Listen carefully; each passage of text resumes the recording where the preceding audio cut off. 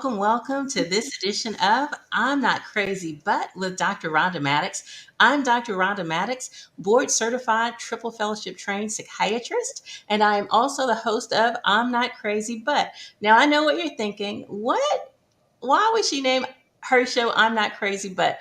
Well, if you're anything like me, you've heard other people say I'm not crazy but, and behind those dots are things that perhaps they feel shameful about, things that are taboo.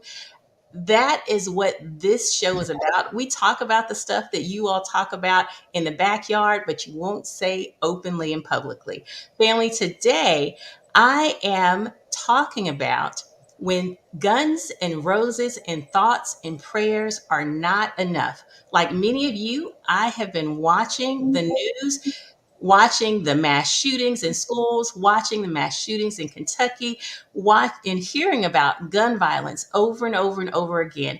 And many times we hear about gun violence when it's glamorized, when something awful has happened. We hear about it sometimes when it's particular communities against communities and they're dismissing those things.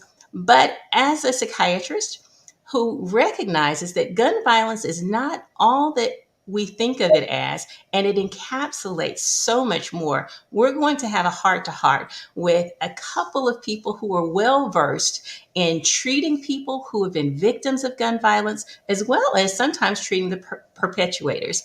Today, we have a dynamite show with an all-star cast in none other than Dr. Ron Bailey and Dean Ellis. Now, let me just tell you, we are here with some superstars. Dr. Ron Bailey is the LSU Health Sciences Center, Department of Psychiatry Chair and Assistant Dean of Community Engagement. He's also served as the Chairperson of Psychiatry at Meharry Medical Health. He has a bio that would knock your boots off. And I'll weave some of that into our discussion as we go further. I wanted him here because he's also the author of At Gunpoint, a psychiatrist's perspective on gun violence. And he is the person that we certainly want here today. And I also have with us the person who needs absolutely no introduction and one of our favorites, the Dean Ellis, that many of you may not have realized until he started working with me on this show, that he is a counselor and was a counselor in a former life and worked a lot with teenagers and youth. So thank you and join me in welcoming these two superstars to our virtual lectern. Good morning, gentlemen. How are you today? Good morning. Now, I know with an introduction like that, you're thinking, wait a minute. How are we going to handle this? You are well capable of delivering on this. Family, I join, like many of you, the nation in mourning the loss of unnecessary lives. We've done this in the past. And so, thank you so much for taking time out of your busy schedules to join us today. And I will just first start with, how are you all doing and what has been your response as people who have served in the mental health industry to what you're seeing on the news related to these mass shootings and the gun violence? I'll start. I think it's multifaceted. The first thing is fatigue of knowing that there's a better solution out there, and seeing our leaders, and I'm using air quotes on that, sit on their hands while more and more people are becoming victims to gun violence. The other part of it is overwhelming compassion and sadness for the victims, because it's not just the victims that have unnecessarily lost their lives. it's their families that lost a brother, it's a child that's lost a mother, it is a friend that's lost a confidant, a sister. And so when you think about the impact of that loss, how it reverberates amongst their friends, families, and their social network, that loss is magnified, not just the loss of that life, but the loss of that person's in what they meant to the people around them. And so that's something a child can't get that mother back. They can't get that father back. They can't get that person back. And so I feel numb and compassion in these situations. Absolutely, absolutely. A little Um, anger, sprinkle a little anger in there too. Absolutely. And anger is just dressed up, is sadness dressed up with disappointment. So definitely, great points. Dr. Bailey.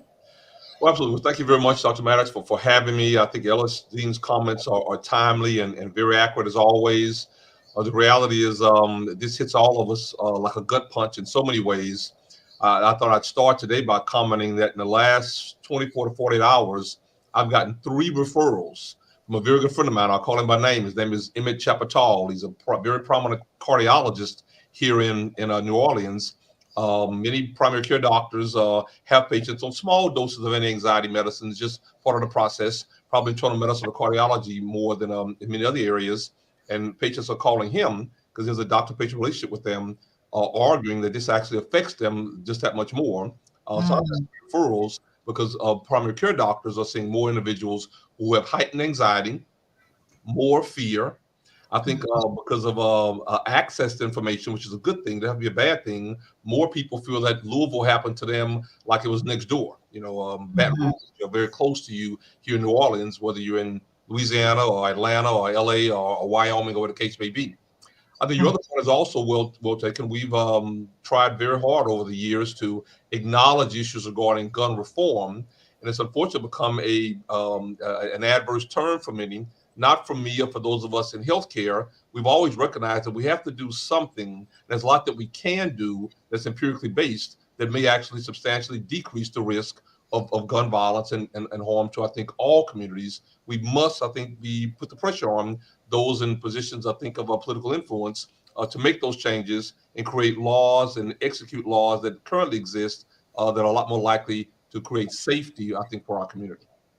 And as you're talking, one of the things that I would say is I am, as I've said earlier, I'm particularly interested in information related to guns because of the fact that it's used so frequently in suicides. However, if you're watching the news, you don't think of, when you think of gun violence, you don't think of suicide. You think of mass shootings when, the reality is, at least in the past, statistically, mass shootings were a rare event. And, I think, I'm not sure if there's a formal definition that people use, but I think of 4 or more killed by the same offender in one event as a mass shooting, and so people will start to discuss the guns as it relates to that when it's 4 or more. When the reality is that suicide people are dying by suicides related to guns even more than that. Can you speak to why it is that we make a big hoo-ha that deserves to be made over mass shootings, but the same is not reflected when we're talking about suicide, which happens much more frequently, and most of us are more likely to know someone who has died by suicide or have been impacted by that than we are to know a mass shooter. I'll jump in. I think it's well said, and I think that the 3 key points you address: first and foremost, society should be aware, and we can't really emphasize this or reemphasize this point enough, that there are very often twice as many suicides as homicides in our country each year. Often 20,000 suicides, if you will, suicides, and maybe 10 to 12 or 14,000 homicides. So the reality is that's a data point that we should be mindful of. But when I've lectured and spoken about this, sometimes you get blowback and resistance from an audience when they hear. The reality is fear may cause you to go out and buy a gun, and you think you're having a gun to protect yourself from the bad guy who may try to break in your house and hurt you and your family, and we all should be protected. But you're a lot more likely for somebody who you know, who lives in your house, your teenager, for example, to kill themselves via suicide with the gun that you bought. than for you to use it in a defensive posture to protect yourself and your family from others. It's just not a data point that I think people want to hear, Dr. Mattox, but we can't emphasize this piece enough. The other issue, I mentioned fear. I think that fear is what drives the buying of so many guns. We're growing the number of factories that produce guns. There was a time in my career we fussed a lot about the fact that many rural communities, especially throughout the South, would put they compete for prisons. They wanted more prisons Mm, in their community. Now they want more gun factories. So mm. part of our community is growing our society to create opportunity to produce more guns, not less guns. I think we're going in the wrong direction in that regard. I'd like to add a social piece to that too. I think that um, mass shootings are more sensational and tending to grab more headlines. Mm, Suicides tend to be more personal, and so therefore there's not clickbait. If we understand the media is really it's a profit motive, and so if I can get more clicks on reporting about a mass shooting versus somebody committing suicide, then they're going to do that. And so we don't see it enough. We don't understand it enough. And so I'm glad Dr. Bailey brought up those numbers, because people really need to recognize that suicide is higher, but we just know more about mass shootings because it's sensational and it's water cooler conversation. mm. Absolutely, absolutely. And I talked about suicide and I talked about mass shootings, but one of the things that I didn't talk about was domestic violence. When there are homes with guns in that, women are more likely to be victims of homicide by their partners. And I said women, but I won't. I'll say partners are more likely to be victimized by their partners when there is a gun in the home. But to your earlier statement, I think that when we start to have these sensationalized stories, um, there there is a coming together with thoughts and prayers. And certainly I believe in great thoughts, and I certainly believe in prayers. But how do we align our conversations so that we're not minimizing what happened and making about, oh, they were mentally ill, when in fact, if you have substance abuse, you're more likely to be a perpetrator of gun violence. And in fact, people with mental health issues are more likely to be victims of violence than, say, to actually commit the violence. So how do we tie these conversations into policies? And then if you're saying, I think this is a mental health issue, really challenge you to tie your funding to that as well, because we're having so many questions about, well, I think we should put more school resource officers in. Now, I did a convoluted way of saying, what do you all think about it? What do you think about it? How do we put our money where our mouth is? Well, I think what's happening in a macro sense is you have there is a certain segment of society that wants us to live in fear, right, and needs fear, needs to create a sort of paranoia. And so when we do have mass shootings, that's why they're quickly to jump in front of the television camera and say, oh, that's just an isolated incident. They want to trim that fat because they do not want to make people feel safe, because safe people don't buy guns. Safe people don't run and vote in a certain direction because they feel like they need more control over society. And so there is a profit, both literal and figuratively, from us living in fear and in a bit of a state of paranoia. So we do have to recognize, I won't say we're fully being, played as a puppet, but there is some motive to not ending or doing and putting in stricter measures to end, gun violence, because of there's some benefits for certain groups of people for having high violence. That is an interesting perspective. Dr. Bailey, Yeah, you want I'll jump in. I think as usual, I think Ellis is right on point. The reality is the drive toward fear, unfortunately, takes advantage of some people in our society, but financially, emotionally, but financially benefits, I think, others.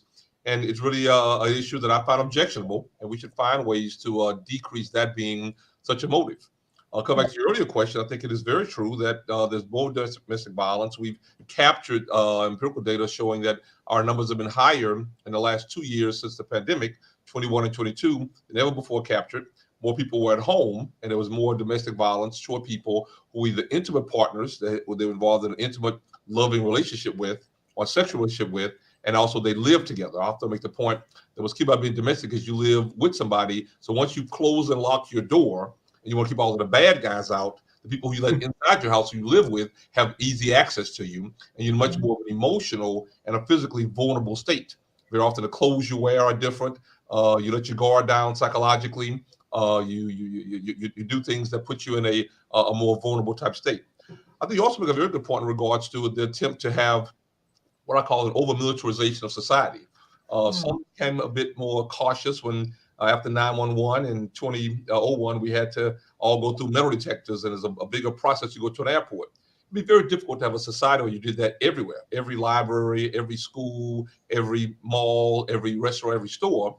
So when schools start talking about trying to have a resource officer and an officer, with a gun, the idea I think there is limiting to me, because although it may sound good up front, the idea that that officer in every school or thousands of schools in the U.S. is going to be at the right spot at the right time may not always be the case. I think that we have to find ways to address issues of what are concerns we can actually modify the number of guns that people have by decreasing equal access to person guns, decrease the power, and I think the volatility of guns. Persons who want to have a gun that shoots one bullet, a rifle that shows you skill in hunting, very different than a multi-capacity gun that shoots, like a machine gun, many bullets at one time, especially if it's a handgun. These are the type of guns that are used, I think, in these so-called mass killings. As you pointed out, it used to be 3 we call it a mass shooting. We actually changed that a few years ago as a public health model. Now it has to be 4 or more.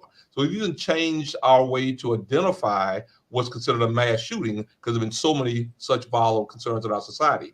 I remember saying I'm in New Orleans now, and literally this week we had a shooting, 2 people shooting across at each other, and the innocent bystanders driving through the middle got shot, and 4 people died. It was a quadruple homicide of persons who were just kind of driving from point A to point B in the setting where they were. So that makes that society component, I think, very much more at risk. So a lot to be said, but there are a lot of things that I think your audience should hear that we can do, and we can't just pray our way through it. I think preachers pray, and I think that's a good thing, but legislators have to legislate. So when legislators say they want to pray, I find that objectionable because they're missing the opportunity that somebody else who's a legislator could do. They could create legislation to decrease these risks in our society. Oh, legislators need to legislate. I like it. Uh, before I offer my comment, Ellis, anything that you want to add to that? Was interesting, and there's a comment that made me think about something about when she talked about Yvonne. Thank you for your comments, but about the AR-15, and I wrote a piece a number of years ago about an experience that I had because until fairly recently, I had not ever fired a gun, in my lifetime, and then I went with some of my neighbors who were avid gun enthusiasts, and we went to the gun range and did the whole thing. And I had this moment of, okay, there was a camaraderie that got formed in that moment, right? It's almost like going to play golf with your friends, or going to play basketball, or going to the mall. Whatever you do with your group of friends, there was a camaraderie that was pulled up. And so I realized at that moment, that's what's fueling some of the I got to hold on to my gun. They're it didn't feel like they were holding on to this weapon of destruction. They were holding on to that camaraderie because men typically go to the range in groups or in pairs, and they have that male bonding experience. And I'm using male in general because we know that women have guns. And so when we think about all of those factors, the nuances of the really, even though there's a outpouring of emotion and caring for the victims, it's going to be harder to really separate people from that desire to possess and maintain guns. But really, that argument has to be separated from gun control. Gun control does not mean gun retrieval. Like, I'm not coming into your house taking your gun. What we're saying is there's got to be more controls on it. And so I think there's an intent to muddy the waters from a public facing standpoint to where we can't understand the nuances of it. And so, like, yeah, I get it. I still don't have a desire to have a gun. It was a nice experience for me. Um, but really, for me, it boils down to basic human, you know, I don't feel I should have the power to take anyone's life. And Mhm. so that's a personal kind of response.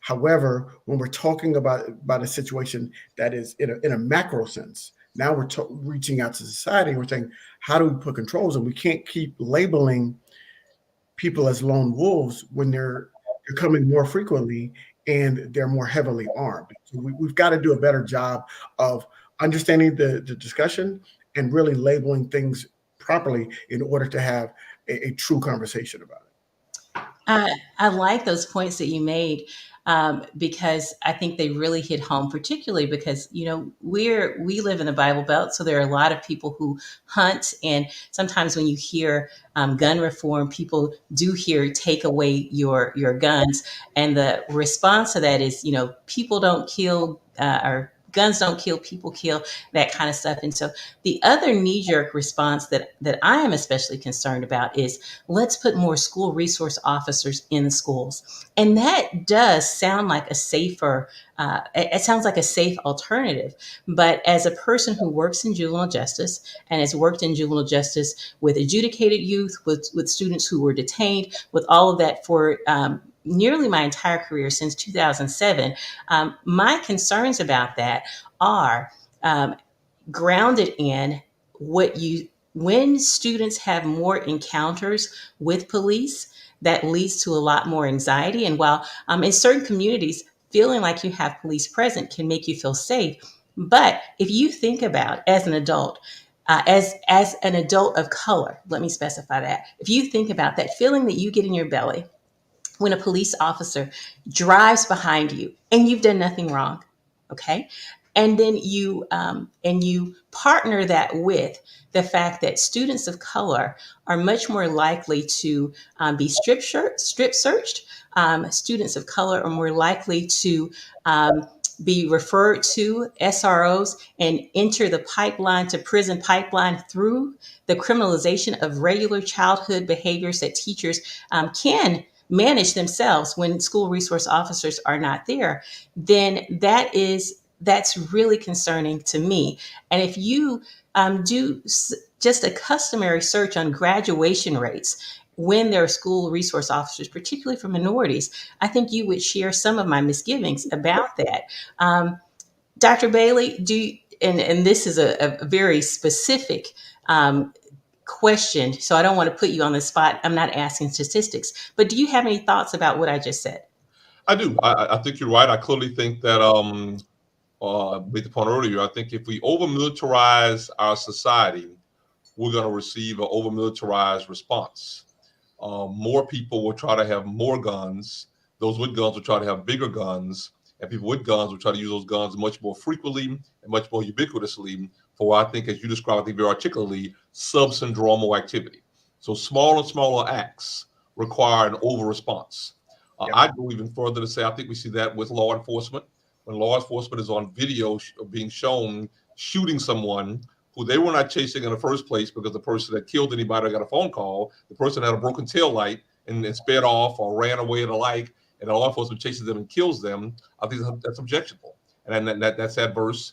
And we may think that it has a singular issue of event, but I think it can have a global perspective and impact on many, especially younger and younger persons. I know you said you're doing statistics, but we have several that I think are very, very relevant. We know here about three-fourths or 77% of individuals purchase firearms legally. So this idea that the illegal process purchase of firearms is really not accurate. We're allowing for the legal purchase of many firearms that can be instruments, I think, of death and destruction. I think that that's problematic for us. I think we should figure out ways to use gun reform laws that have worked in the past. I think you and I have discussed the fact that when Bill Clinton was president, Yep. the last substantive gun reform law passed before the recent one that was passed by the Biden presidency went into effect in 1994. And we have a slide that shows very clearly there was a decrease in mass shootings. These shootings were more than four people were actually killed in one setting. Mhm. Of course, that was allowed to sunset 10 years later in 2004. And we have great data showing it's bad for our society, but great for a scientist, that it shows that when in the laboratory, so to speak, when that law sunsetted or went away, the number of gun-related deaths actually increased. We should, of course, return to that, and that's, I think, an issue for those of us in healthcare, all three of us, to be very strong advocates of. The other point I point out is this idea that we can figure out who's going to, we can be predictive, just doesn't really work. The data argues that about 64% of individuals who are involved in these mass shootings have had some prior police contact. That's helpful. But it implies to me that a third of persons have no prior contact. So the first time they're engaged in an adverse behavior where they're going to kill three or four people is the initial time that they would have done anything that could have given them a criminal record. We Hmm. would wait in cardiology, for example, until you had a heart attack before we put you on blood pressure medication or give you advice on how to exercise or change your diet. We engage in behaviors early on for those who are at higher risk, so you don't get to a point where you have a heart attack. After the heart attack would be, to me, the equivalent of having the mass shooting. Then a plethora of resources come into play. This is often too little, too late. There's a lot that we can do, and I thank you for giving us this medium to talk about it today. Absolutely, absolutely. I like what you said because many times after something like this happens, the automatic thing is, okay, they're mentally ill. But many, and I, what I will say is, there are more likely to be substance abusers, perhaps lost employment, have insecure masculinity. Those are not my words; those are the words of a particular study, and perceive themselves as being victimized. Gone are the days, it sounds like, when people got, sometimes got fired and they cursed their boss out and then they went away. Now you have to be concerned about people coming back, with guns.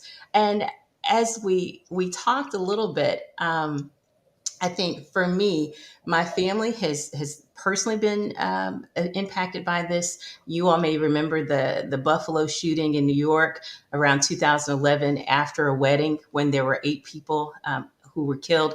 Two of our family members died in that. But and and so there and you. But here's the thing: even before that happened, I remember the Sandy Hook shooting like it was yesterday. I remember exactly where I was. I know who told me about it. When you send your kids to school, you think that they're going to come home.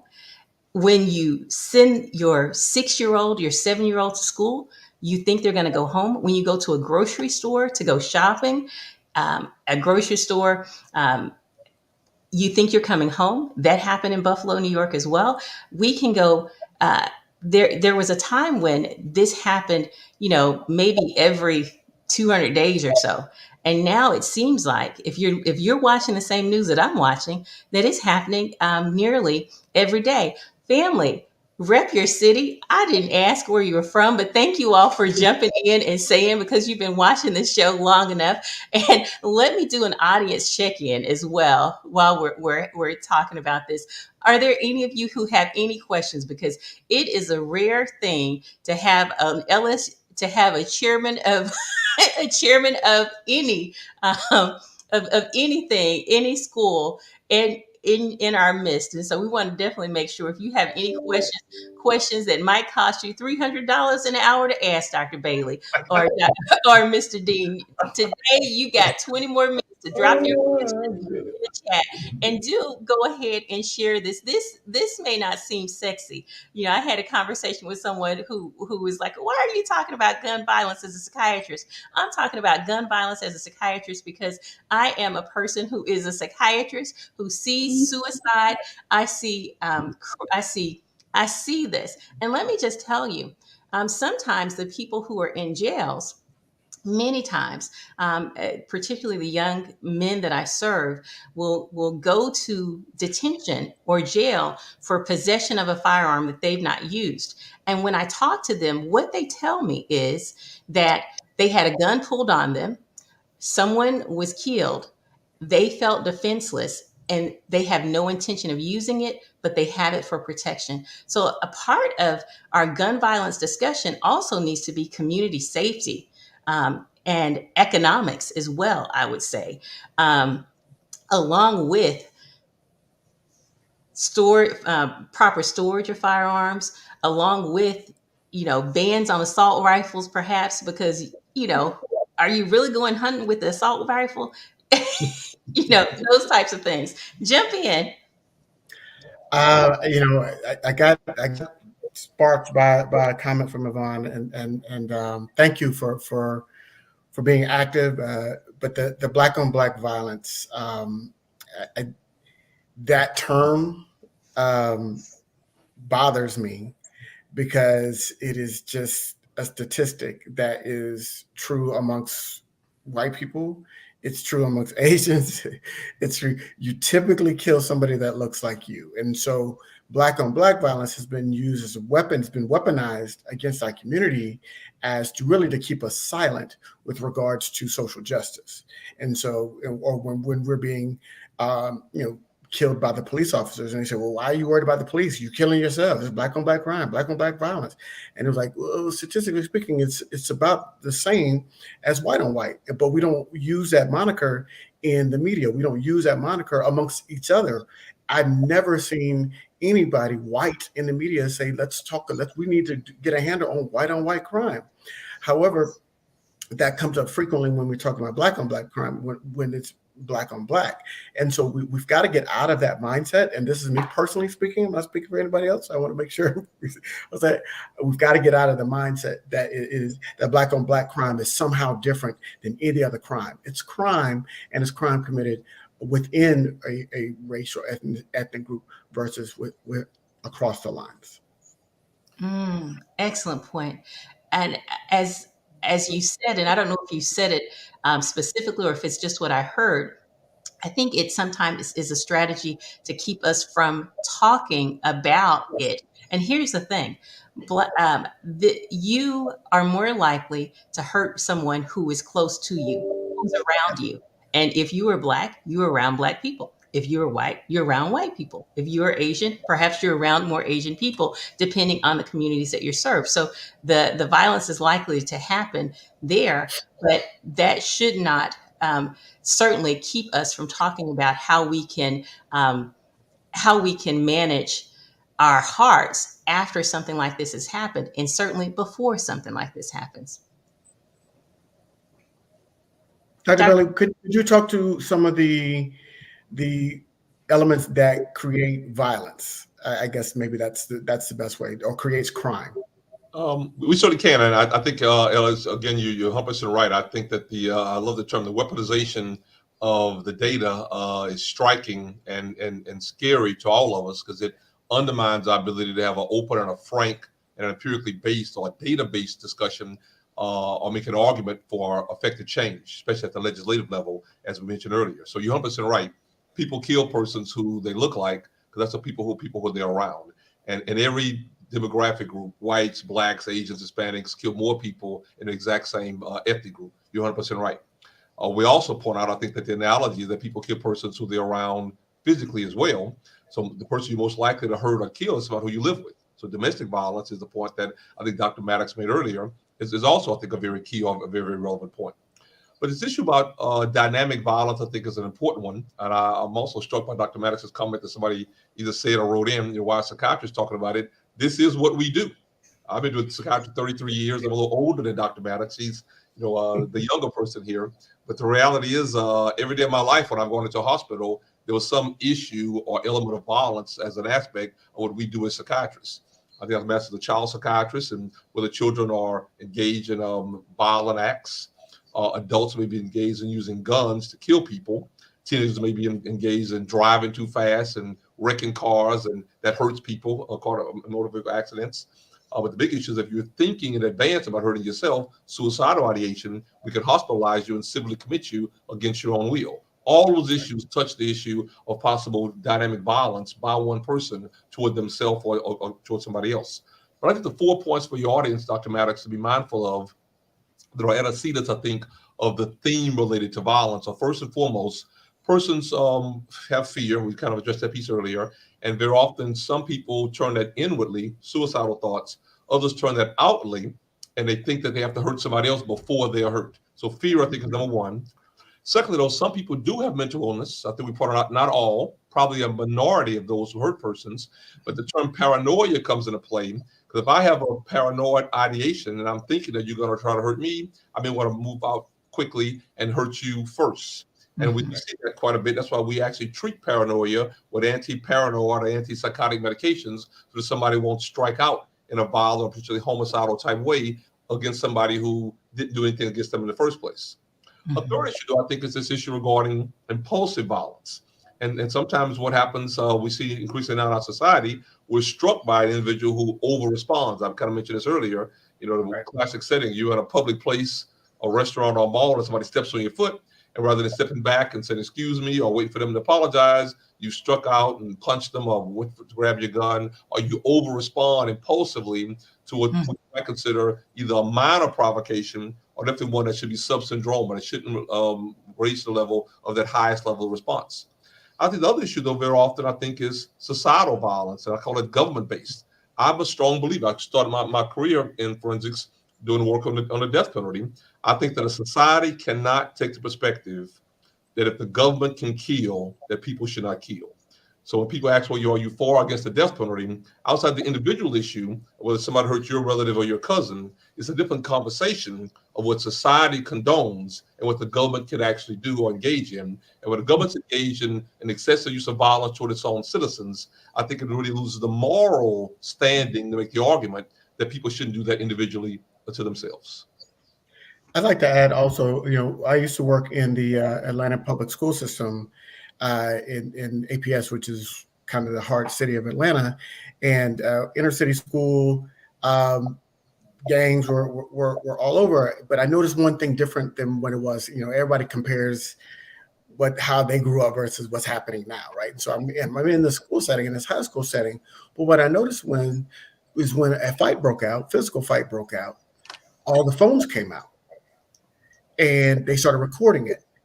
And literally, it would be on YouTube or on Instagram in 30 minutes or less after the fight. And so when we're talking about retaliation, you know, of course, I'm going to use those famous last words. Back in my day, when a fight happened, you either had to witness it, and then it was hearsay. It was word of mouth that got her out, so it didn't get spread to as many people. Mhm. Now, if you get beat up, you're not only embarrassed by the people that witnessed it there physically, but you're being embarrassed by people all over the world potentially that are watching these videos and putting comments on it and liking it and sharing it. And so now your embarrassment goes viral. And so that, to me, what I saw is fueling some of the responses that we see today. And now, I mean, cameras are everywhere. We see all the Karen videos, and so now people are escalating their behavior when it doesn't need to be, because now they're like, oh, I might go on video, I might end up on Instagram or TikTok or whatever, being embarrassed. You're not going to embarrass me. And so now we take it to another level. Instead of de-escalating, we're escalating. And we're even seeing that in our law enforcement as people are safely trying to make sure they're ensuring that the public, a member of their friends, family, are safe from law enforcement. This is the environment they created, even though they're not acknowledging that. By filming them, they start to escalate too and start to go even to another level. And so we've got to recognize how we are adding logs to this fire and then wonder why it continues to burn. Oh my gosh, Ellis, that is really uh, that's insightful. One of the things that I do whenever I'm talking about crimes like, the Kentucky shooter or whatever, is I do not use the shooter's name because I don't want to give notoriety, which they may have craved, period. Right. And so what you're saying is, even in the absence, when this happens, many times there's some notoriety that's gained as a result of all these shootings, for the person who was considered the victor per se. But then there's also this mass embarrassment as well. And one of the things that we certainly know is public humiliation leads to suicide frequently.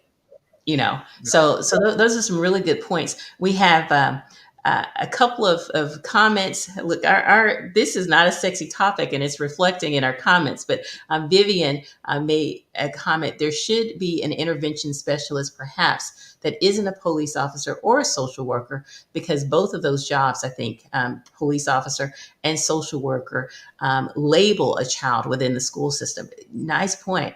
Thank you, Demetra Brown Kelly, for watching, Sharon, for watching from New York. Corrine from Washington, from Athens, Georgia. Man, I don't have any Little Rock peeps on here today. I'm not sure what Little Rock, where are you? Arkansas, where are you?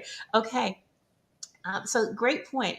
Dr. Bailey, do you want to add to that? Or Well, absolutely. I think as you point as you I think Ellis points out, I think we all are struck by the I guess you may call it an over zealous effort to get our 15 minutes of fame. Yep. The reality is, whether you get a video of it or whether it's on YouTube or all the different mechanisms, I think people increasingly now are willing to do bad things and maybe even suffer the consequences for everybody to see it. The rush toward that degree of notoriety, whether it's pro or con, has overtaken many individuals. And I would argue not just in the young people in our community, but all too often many persons in our community. I'm often struck by the discussion of suicide, and now we have these, you know, you suicide and you kill your family. So in the Yeah. past in my career, of a person decided they couldn't take it too much, and I want to get some data on people. Very often, 4 out of 5 suicides are men. Very often, it's middle-aged men. You're my age. You're much more likely when you have losses to suicide. So you've lost your spouse in a divorce, and your house, and your job economically, and whatever degree of prestige you may have had. Many people suicide, for example, after the Great Depression, they lost a lot of money, real or perceived. But now, persons don't just suicide and go off into the woods by themselves. They kill their family first. I wrote a paper years ago called, we called it, the 8 phases of workplace violence. Back in those days, people talked about this vernacular of going postal. And we did this study and really looked at what individuals who would go into the post office, shoot their boss, and shoot themselves. But they've already known they were going to kill themselves because they don't want to live anymore. Why shoot the boss? I think that kind of began or started this process. And I used to see it all too often where a person will go home, they've kind of given up on life, they lost their things that were valuable to them, but they kill their family and then kill themselves. Or go to the workplace, whether it's a post office or not, and kill co-workers, then kind of kill themselves. And we're seeing that, I think, repetitively. So I think this does speak to your point that because of media access, everybody tends to know what everybody else is doing.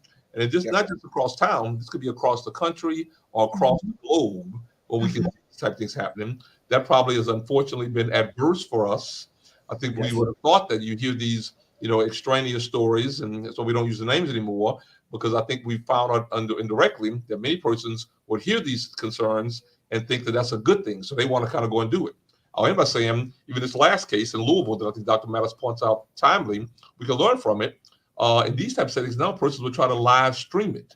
So they're live while it's happening, knowing that they're actually going to lose their life as the police are going to show up, and because they have orders to shoot to end the conflict by killing the shooter. So we got to understand, I think, the dynamics, emotional and psychological, in these concerns. We cannot, I think, overly attempt to point fingers at or identify certain individuals kind of after the fact.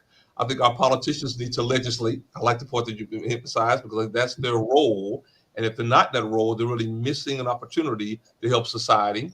And those of us in mental health need to prioritize these concerns and engage early. I'm a strong believer here in New Orleans that we should be finding the 100 or 200 kids or young adults or adolescents who are showing early signs of behavioral misbehavior, and we should rush toward them with a plethora of resources. We should be giving them LS therapy.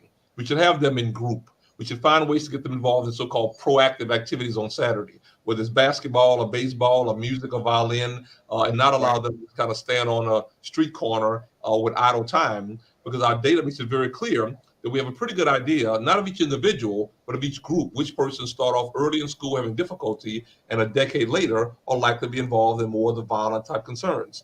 We should not just keep blowing wind, I think, of these concerns, but we have data showing us what we should do. We should get started with it, and we should use a mental health approach early for early intervention to decrease these violent risks. Right. Excellent point. And one of the things that I wanted to highlight was for a while we were talking about suicide rates increasing. And let me specify that the National Center for Health Statistics tracked suicide from 2001 to 2021. And what they saw was that suicide rates increased in 2021 after a 2-year decline. But here's the thing. We had frequently been talking about Black males being on par with white males. we also during this time saw something that was really surprising to me, and that was we saw an increase in suicide rates in Black girls and Girls. and Black women. And so there was I think a 14, nearly 15% increase in that. And that is not something that we've traditionally seen. And so the highest increase was among Black women, who had, I think, a nearly 15% increase compared to white women, which had maybe about 3%. Black men, I think, came in second at 11%. But that speaks to the amount of stress and pressure that people were under, are under, let me not put that past tense, as it related to the pandemic, particularly in our caretaker roles and finance and all that stuff. What and I had a guest on who, because we hear so much about opioids and how fentanyl is killing us, you might think that that was a thing, or even hangings. But this young epidemiologist, shout out to Dr. Austin Porter, who's doing amazing things, in fact said no, it was guns.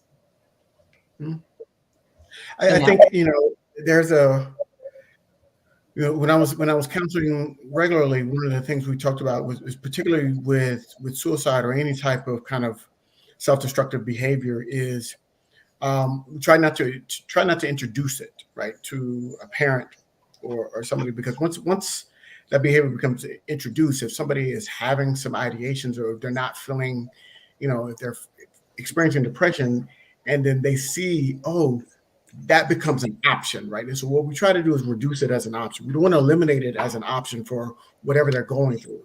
But once it becomes an option to that person, now that makes the challenge harder for social workers and counselors and things like that, because now that person, if that pain gets to the point, there is an option there's a tool that they could exercise in order to alleviate the pain.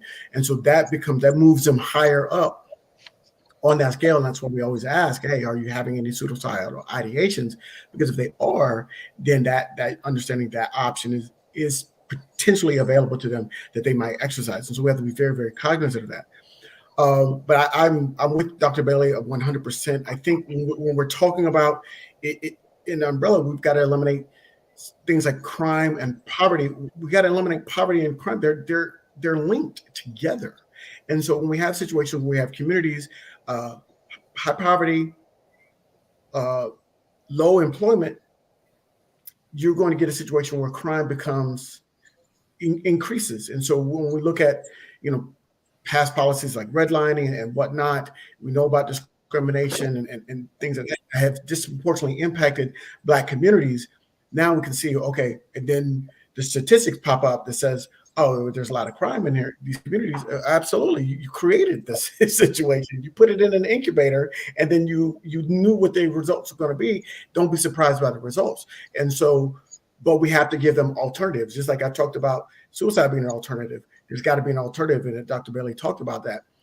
After school programs, I think trade needs to be reintroduced to our school. Somehow they've been taking trade programs out because everybody can't go to college. Statistically speaking, the school I worked at, only about 25% of the kids went to college. And if I did a longitudinal study, most of them came back after the first semester of the first year, came back to the neighborhood. And so, because they were not equipped socially in order to be able to survive in college. However, there were a lot of programs, apprentice programs for electricians, apprentice programs for carpentry, plumbing, things like that.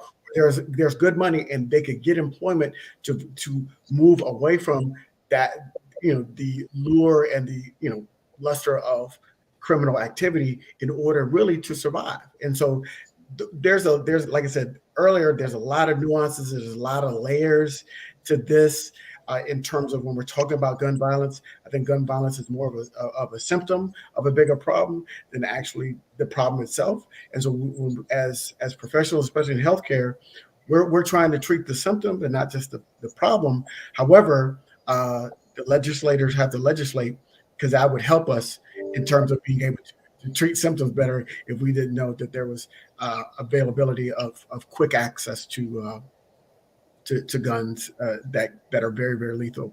Yeah, I'll jump in with some data points. One, I think that Ellis is right. The reality is the gun issue is a symptom of a bigger emotional problem, a lot that's lacking. And I think that this show today has kind of addressed that, I think, in a very effective way. I'd also point out that, early in my career, 30 years ago, we were saying regularly that women tried suicide 3 times as much as men. Men successfully, if you want to use that term, completed suicide 3 times as much as women. Those data points have changed over 3 decades. Now, as women try 4 times as much as men, men succeed 4 times more than women. So the reality is, what's really changed? You're 100% right, Dr. Maddox. Is access and availability of guns. I know your epidemiologist is correct.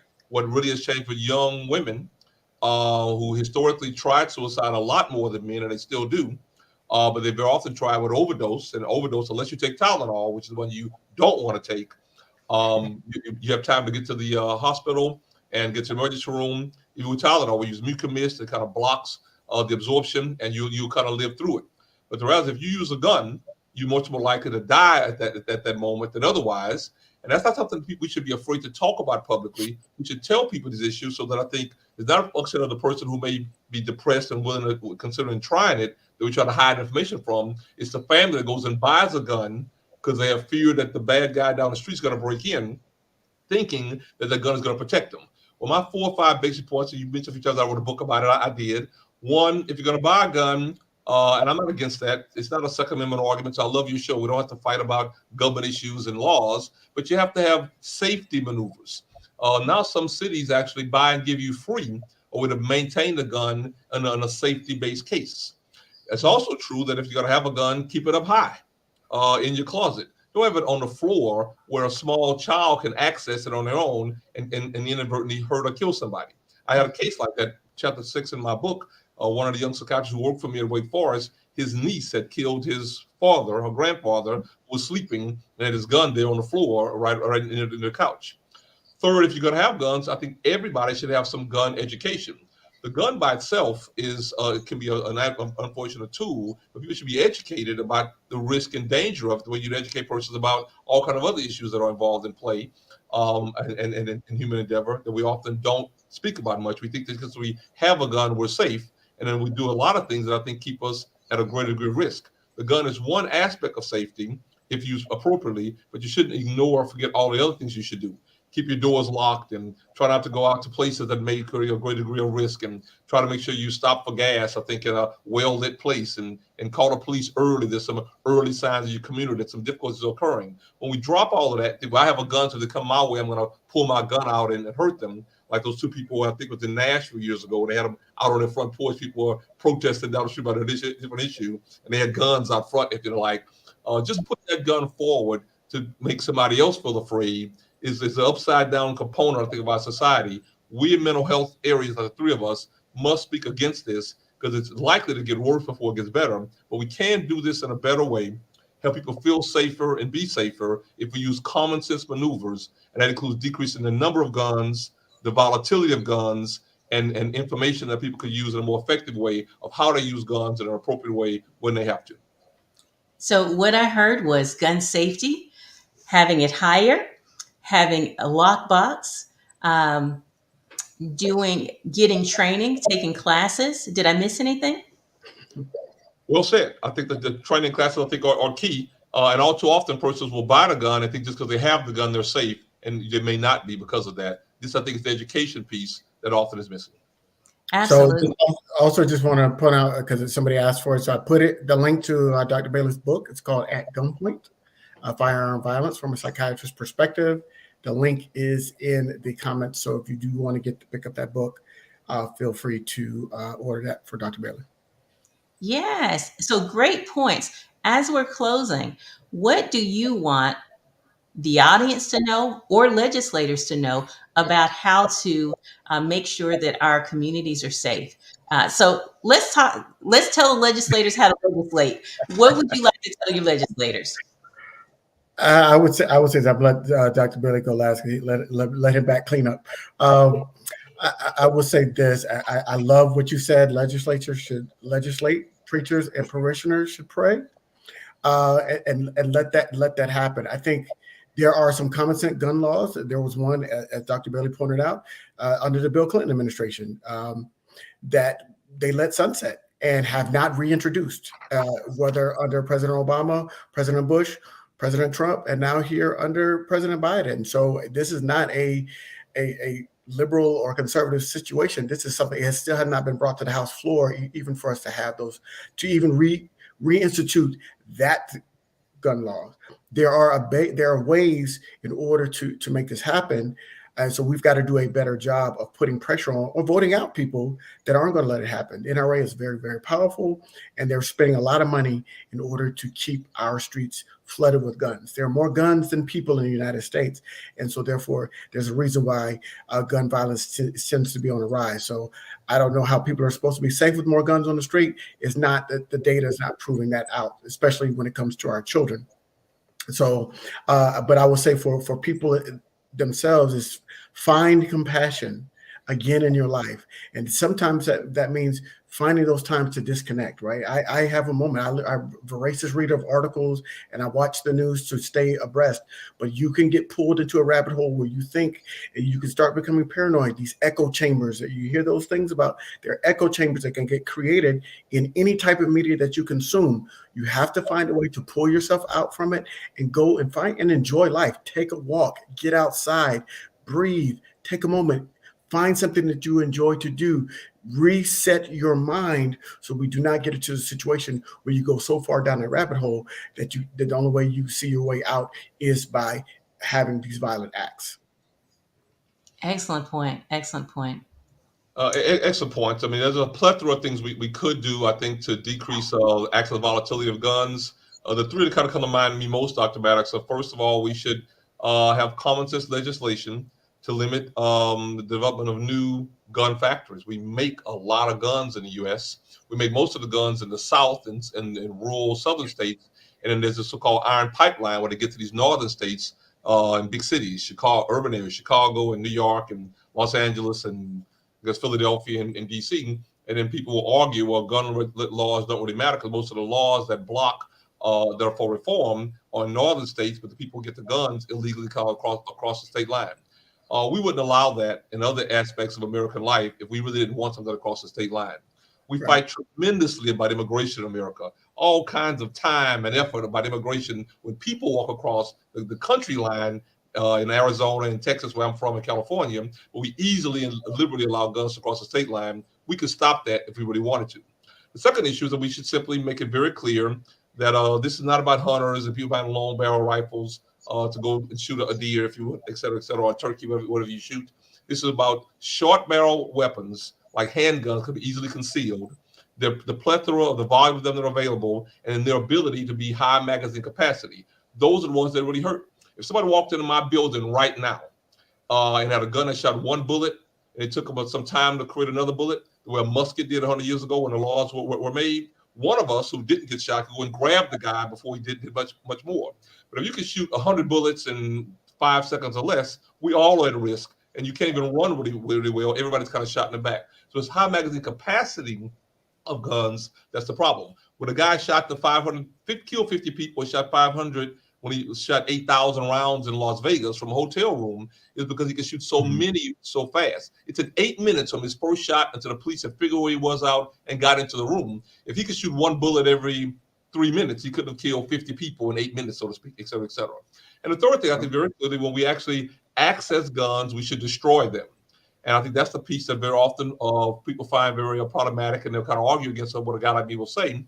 But the truth is, when you've done that across the world, it's worked. Very simple. The place is called Port Arthur, Australia. It happened, I think I'm bad on my year, but there's a mass shooting that killed a lot of people.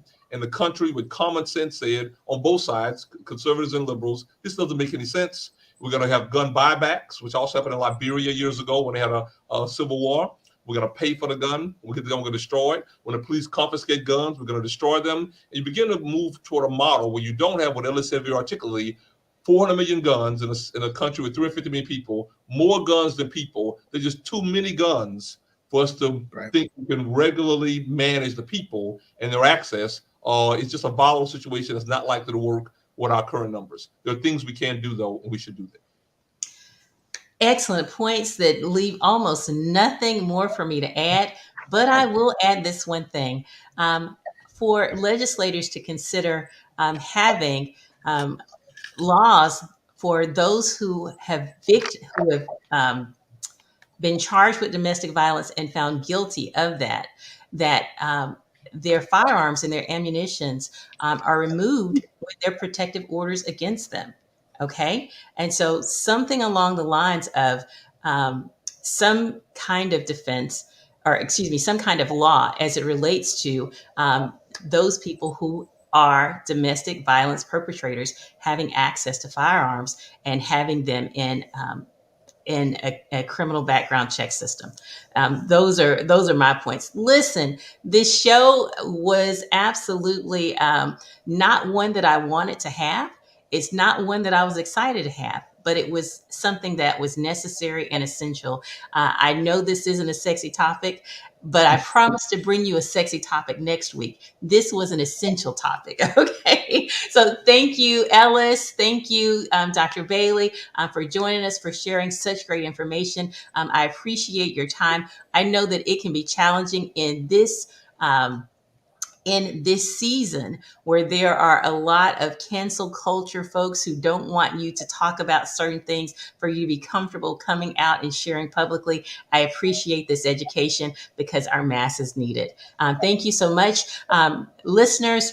I'm not crazy, but listeners, for tuning in each and every Thursday from 11 a.m. to 12 p.m. Central Standard Time and 12 to 1 Eastern Time. I will see you. Let's do lunch next week. Bye-bye.